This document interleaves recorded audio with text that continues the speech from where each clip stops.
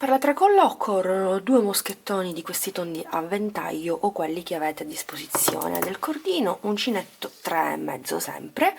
Faccio un cappio e all'interno del mio anello vado a lavorare 2 punti bassi,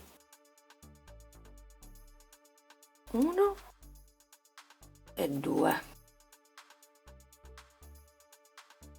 Faccio una catenella, giro il mio lavoro, nel primo punto vado a lavorare 2 mezzi punti, quindi entro e faccio un aumento, 3 asole e chiudo tutto.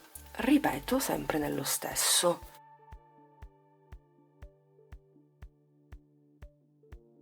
Mentre nel secondo punto faccio 3 mezzi punti, 1,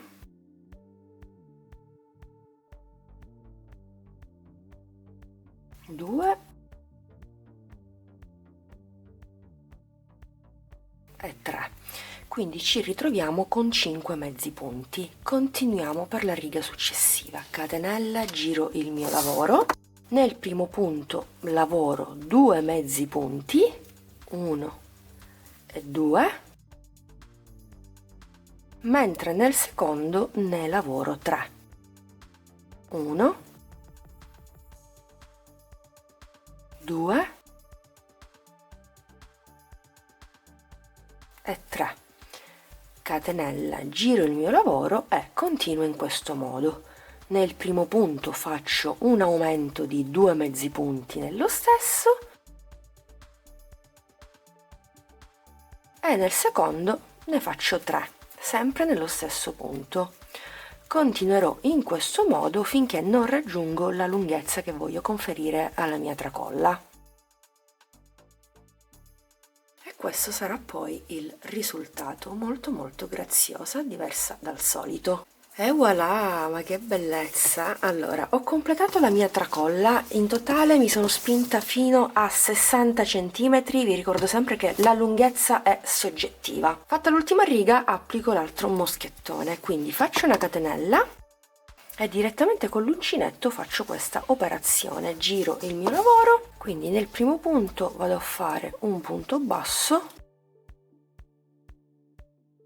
e nel secondo punto faccio un punto basso, 2 soli punti proprio come ho fatto all'inizio, così insomma è uguale il manico sia da una parte che dall'altra parte. Quindi posso fare una catenella, staccare un po' di cordoncino e nasconderlo tra i punti.